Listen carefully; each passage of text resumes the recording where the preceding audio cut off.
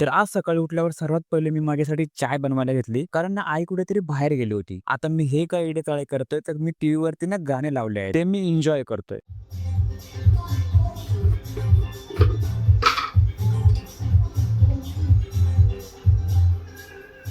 By the way आज आमच्या मित्रांचा ना डॅमवरती जाण्याचा प्लॅन आहे. सो लेट्स सी सक्सेसफुल होतोय का नाही ते. मग नंतर चाय पिल्यानंतर मी थोडा म्युझिक एन्जॉय केला.